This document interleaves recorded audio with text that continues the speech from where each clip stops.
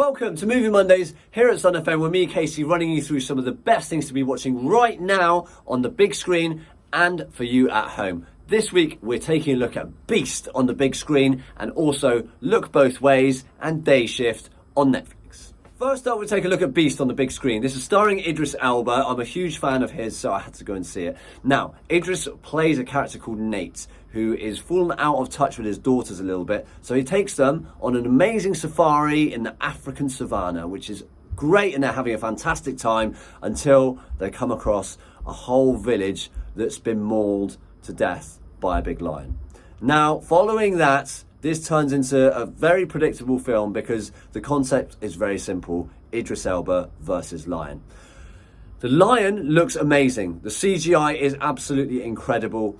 The scenery where it's filmed is beautiful as well. So visually, it's a very striking film. It's very, very interesting and a lot of fun to watch. There's lots of jumpy moments as well with the lion popping out, but it's not that exciting on a storyline level. So if you like a bit of action, if you like Idris Elba, I think you'll enjoy this film.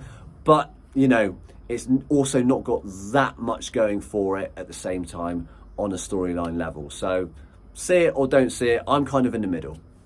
Next up, we take a look at Look Both Ways on Netflix. This is an American romantic comedy based in Texas. The story, well, Natalie, on the eve of her graduation, hooks up with her best friend Gabe. Perhaps not the best idea.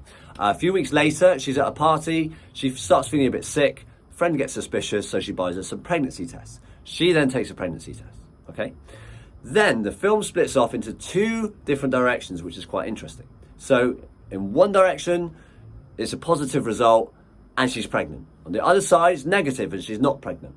So it gives us two different angles of how her life could be. Now, on one side, when she falls pregnant, she has to move back in with her parents.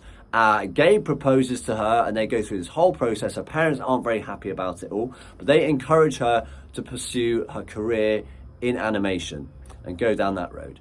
And on the other side, where she doesn't fall pregnant, she moves to LA with her best friend. They move in together, they have fun, and she pursues a career in animation. So what I find a bit odd with this is that I kind of feel like they've not done enough with it in a way. It is funny, there's lots of funny moments in this film, but the fact that in both sides of the story, she pursues the same thing, I don't know if I liked it or not. I think the general idea of it is to show that, you know, no matter which direction you go in, you can still achieve your dream. So I think that's the overall message that they're trying to put across. I partly enjoyed this film. I enjoyed the concept of it, but I feel like they could have done a little bit more with it. So again, I'm sort of on the fence with it. I'm not so much going to recommend it. And finally, we take a look at Day Shift on Netflix. Now, this is a film starring Jamie Foxx. I'm a huge fan of his, so again, I had to check this out. This is brilliant. I really, really enjoyed this. It's essentially a vampire hunter film, and it made me think a lot of the older films like Dusk Till Dawn, things like that as well, in the way that it's delivered. Now, Jamie Foxx stars as a character called Bud, who is a pool cleaner, but he's not just a pool cleaner because he's a vampire hunter. So that's how he gets from job to job. When he finds these vampires, they're very, very scary. And like from Dusk Till Dawn, it turns from a sort of one-sided sort of comedy type film to being very serious and very scary. He gets in these fights, he kills a vampire, sometimes in quite a funny way. But then he pulls out their fangs and he pawns them in to get money.